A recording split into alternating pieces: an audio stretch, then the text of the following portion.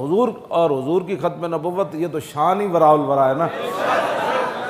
جب جناب موسیٰ علیہ نبینا علیہ الصلوۃ والسلام کو اللہ تعالیٰ کے حکم سے دریا کے اندر آپ کا صندوق جو ہے وہ ڈال دیا گیا، تو آگے فرعون کے لوگوں نے وہ صندوق پکڑ لیا، وہ اٹھا کر حضرت آسیہ کے پاس لے گئے۔ حضرت آسیہ نے جب صندوق کھولا تو جناب موسیٰ علیہ الصلوۃ والسلام اس صندوق کے اندر جلوہ گر تھے، بچے تھے، ابھی تو آپ اپنی امی جان کا دودھ مبارک پیتے تھے۔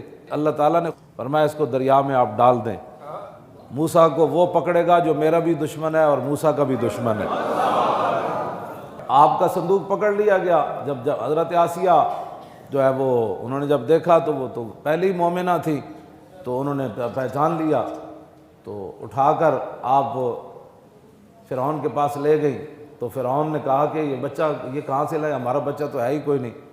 تو قرآن مجید کے اندر موجود ہے قالت قرۃ عین لی ولک، تو کہا کہ یہ بچہ میری اور تیری آنکھوں کی ٹھنڈک ہے، اس کو تو قتل نہ کر، تیری تو عادت ہے بچوں کو قتل کرنا، تو پریشان ہے، تیری سلطنت میں ایک بچہ پیدا ہونے والا ہے جو تجھے غرق کر دے گا دریا میں، تو اس کو قتل نہ کرنا، یہ بچے کے ذریعے اللہ ہمیں نفع دے گا، ہمارا بچہ تو ہے کوئی نہیں، ہم اس کو اپنا بیٹا بنا لیں گے۔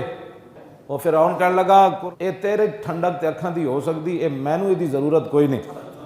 میرے آقا نے فرمایا اس ذات کی قسم جس کے نام کی میں قسمیں اٹھاتا ہوں، فرمایا جویں فرعون دی بیوی حضرت آسیہ نے کہی سی نا اے بچہ میری اکھاں دی ٹھنڈک ہے، جواباً فرعون بھی اے گل کر دیندا کہ ہاں جی ہاں اے میری اکھاں دی ٹھنڈک ہے۔ تو میرے آقا نے فرمایا اللہ رب العالمین نے فرعون کے 400 سالہ شرکیہ گناہ معاف کر کے اس کو ایمان کی دولت دے دیں گے۔ نبی سمجھ کے نہیں، ہاں چونکہ موسیٰ علیہ السلام نبی تھے تو صرف اس کی زبان سے نبی کی عزت کے جملے نکل جاتے۔